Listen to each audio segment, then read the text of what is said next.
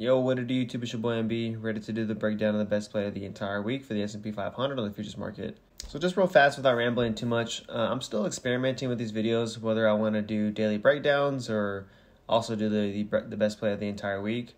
And then also the length of these videos, whether I want to make an extended video where I really break down in depth or just really fast and straight to the point. So still experimenting. This one's going to be pretty fast. Just kind of want to see how people react to it. So with that out of the way, let me break down the best play of the entire week. So the best play this week came on Thursday, and leading up to this play, there were a lot of bearish patterns that ended up playing out. So it's just a perfect time for a nasty sell-off.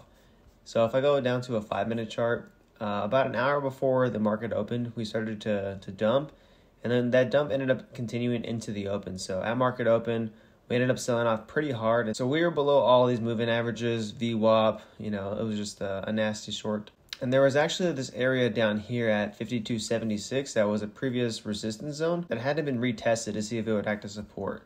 So it was just a good area to target. And so the best play ended up being this bear flag. So we had this nasty sell-off, and this becomes our pull. And then we have our pullback right to VWAP where we couldn't get above. And that actually ended up being about a 50% retracement. So if you put a Fibonacci retracement tool from the top of this area, pre-market, to the bottom and extend it over, you can see that we touched the 50% mark exactly, and we just couldn't get above it. So ideally, this would have been your entry, but you could have entered anywhere in this area, whether it be VWAP or the exact 50% mark. But from there, you take the pull, and this is our measured move. You move this over to your entry. And our target becomes down here at 52.90.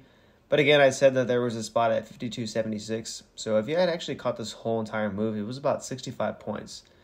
Now the bear flag itself was about a 50-point move, and so that was about $2,500.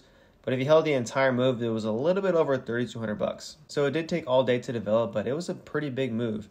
So you would have had to held for a while, but it was definitely worth it. Anywhere from $2,000 to $3,000, that's definitely a good day. So pretty much it. Like I said, I want to keep this video pretty short just to see how it does and if it gets a better reaction than the more in-depth videos. That's pretty much it. I'll catch you on the next one. I love you.